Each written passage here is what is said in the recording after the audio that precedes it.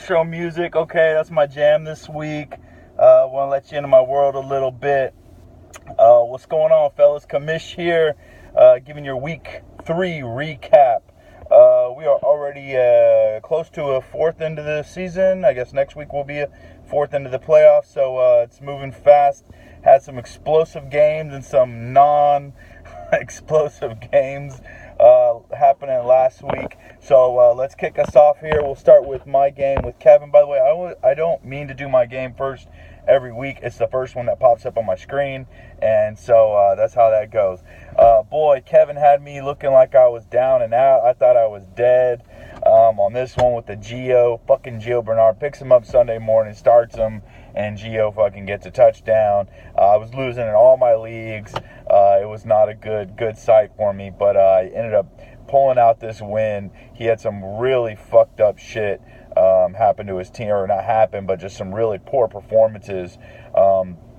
So basically, I had Drew Brees with a solid 20 points, Le'Veon Bell with 15, and then we had Jordy with 17 in the later games. His team, Kevin's team, just didn't do shit. I mean, holy fuck, dude. Like, he had 4 players going into like the late games. He had Gio going, and then later he had Derek Carr, Jason Witten, and Terrell Pryor. And those motherfuckers combined for 14 points. Okay, Derek Carr threw two interceptions early on, never really covered. The only touchdown he got was a fucking gimme from the Raiders fumbling. The Redskins, Jamison Crowder fumbling on a punt. And put him in 15 yards out, and he a strike to Jared Cook. So he only put up 4 men. Kevin had the worst outing of his maybe keeper league career. The only dude who did any noise for him was his kicker, Matt Bryant, who's been super fucking solid this year. So I slid into the win with the 69, usually not enough to get the dub, but Kevin with 47 gives me the auto win. Thank you, sir. Appreciate it. Better luck next time. Next up, we had Dak to the future versus Cesar. Dak trying to get back on track with that shitty Jared Goff start and stat correction from last week that pissed him off. So he had a pretty good outing. I mean, he had 11 from Will Lutz, 22 from Dalvin Cook, 13 from Fournette, and then 22 from Dak, who almost saved him on Monday night. He did get -4 from the Ravens, which hurt him bad. Cesar finally came through, man. He needed the win bad. He was looking like a 0-3. Whoever lost this was going to 0-3, I think. No, Tallery had a win, so Cesar would have gone 0-3 though, and he got 17 from Tyrod. Melvin Gordon, who kept getting injured coming in and out of the game, he finished with 13. He got a touchdown real early. Brandon Cooks for 28, and I don't know if you saw this fucking Texans-Patriots game, but holy shit, the Texans should have won this. I mean, we're fucking going to the fourth quarter up by 1? Yeah, up by 1, I think. And Texans kicked the field goal to go up by 4, right? Like with a minute and 45 seconds left, something like that. It was close to the end of the game. And all he had to do was keep him out of the end zone. And the GOAT, Tom Brady, fucking drives him down, throws a fucking interception to, I don't even know who this dude is. It's a safety for the Texans. The dude's got the fucking ball, rolls on the ground, causes him to fucking drop it. No interception. That would have been game over. Texans beat the Patriots for once in the fucking I've ever seen, I think. And very next play, fucking Tom Brady throws a fucking pass to Brandon Cooks. Dots his feet down in the end zone and then falls out of bounds, catches the ball. It's a touchdown. That same safety could have just pushed him out. There's no push-out rule anymore, and would have saved that throw, but he didn't do it. Fucked up twice in a row. Hopefully they cut his bitch ass. But that allowed Brandon Cooks, I think, his second touchdown of the day. 28 motherfucking points. Big game for him. Finally getting on track with the Patriots. Herder for any Texans fans out there. Yeah, so that one hurt. He also had 11 from Tate, who had a touchdown called back at the end of that game, where Atlanta barely won at the very end. So that was 2 very, close games.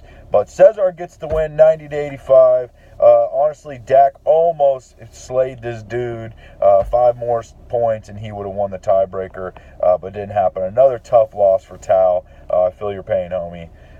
Moving on, we had Panda, Mr. Panda Express, Kung Fu Panda against ATX Stevie, who always seems to just walk into wins, or at least he did last year.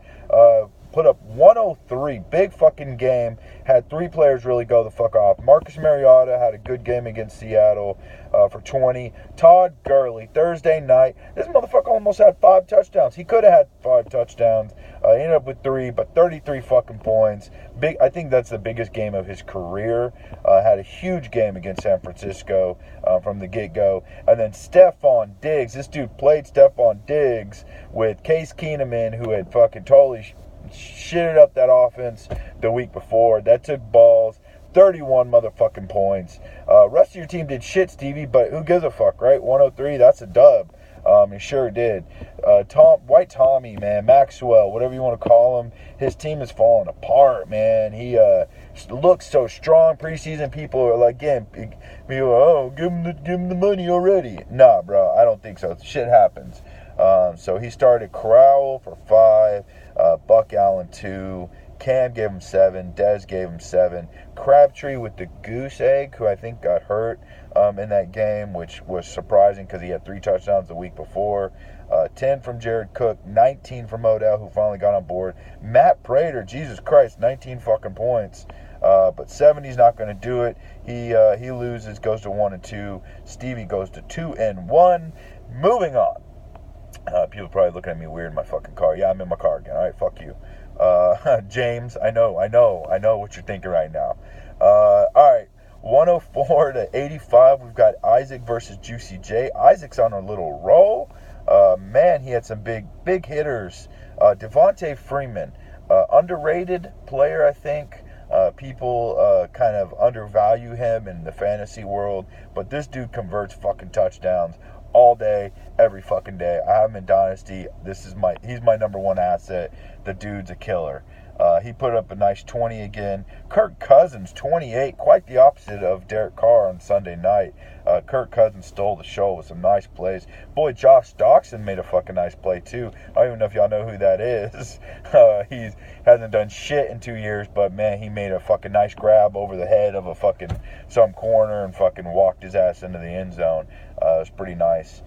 14 from Michael Thomas, 16 from his kicker. 104 gets the dub against Juicy J. With Russell Wilson finally came on. Two fucking horrible games followed by a 33 4-touchdown drop on Tennessee. Fucking wow. That was a big one. 15 from Zeke on Monday night. He got into the end zone. AJ Green for 18. He got in the end zone for the first time. I think that was the first Bengals touchdown of the year, too, which is crazy. They actually fired the offensive coordinator and promoted someone from within. 85 from Juicy J. Sorry, homie. 1 and 2 for you. Mr. Isaac is 2-1. And we're moving on to Louis Sake Bomb against Hard Gronk Life. James Arevalo. Motherfucker on a roll. He got the dub. Damn, Louis, your team just sucked it up. 13 for Matt Ryan. This fool keeps starting Christian McCaffrey. He did do 12. It was the Saints. Tyreek Hill for 14. Stu got a goose egg. Oh my God. Amari Cooper and fucking Michael Crabtree goose egged. Holy shit, that's crazy. You don't see that often. Mike Lisley for 3. Fucking just, crap board across the show. This dude had 63. I would have beat him this week. So I could have played him or Kevin. I still would have got the dub. Ooh. James had some huge outings. This motherfucking Kareem Hunt kid, I read a stat, and I know I like to tell y'all guys these stats that I read. Kareem Hunt is the only rookie to have plays of over 50 yards, plays for touchdowns over 50 yards in the first 3 career games.